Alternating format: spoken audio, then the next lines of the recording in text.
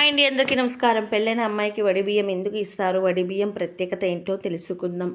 మన హిందూ సంస్కృతిలో అనేక ఆచార సంప్రదాయాలు ఉన్నాయి. ఇప్పటికీ ప్రజలందరూ ఈ సంప్రదాయాల పట్ల ఎంతో గౌరవంగా ఉంటూ వాటిని ఆచరిస్తూ ఉంటారు. ఇలాంటి సంప్రదాయాలలో వడిబియ్యం కూడా ఒకటి. సాధారణంగా వివాహం జరిగిన తర్వాత పుట్టింటి వారు తమ కూతుళ్లకు అప్పుడప్పుడు వడిబియ్యం పోస్తూ ఉంటారు. ఇది మన ఆచారం. ఇలా ప్రతి ఏడా కూతురిని ఇంటికి పిలిచి తల్లిదండ్రులు తమ స్తోమతకి తగ్గట్టు కొత్త బట్టలు తెచ్చి వడిబియ్యం పోస్తూ ఉంటారు. అయితే ఇలా ఆడపిల్లల తల్లిదండ్రులు వడిబియ్యం పెట్టడానికి గల కారణం ఏమిటో ఇప్పుడు మనం తెలుసుకుందాం. వడిబియ్యం సంప్రదాయం గురించి పండితులు ఏం చెప్తున్నారంటే, సాధారణంగా మనిషి శరీరంలో నాడులు కలిసే ప్రతి చోట ఒక చక్రం ఉంటుంది. ఇలా మానవ శరీరంలో 7 చక్రాలు ఉంటాయి. ఈ 7 చక్రాలలో గౌరీదేవి 7 రూపాలలో నిప్లిష్టమై ఉంటుంది.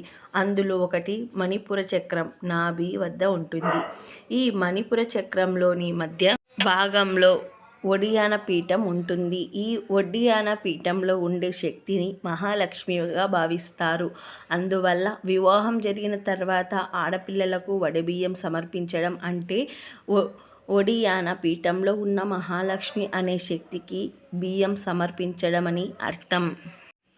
అందువల్ల ఆడపిల్లలను తల్లిదండ్రులు ఇంటికి మహాలక్ష్మిగా భావించి వివాహం తర్వాత వడి బియ్యం పోస్తూ ఉంటారు.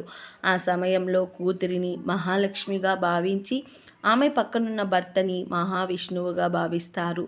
తల్లి ఒడి అంటే ఒక రక్షణ నిలయం. అంటే మహాలక్ష్మిగా భావించే ఆడపిల్లలు తమ పిల్లల కుటుంబ సభ్యులకు రక్షణనిస్తారు.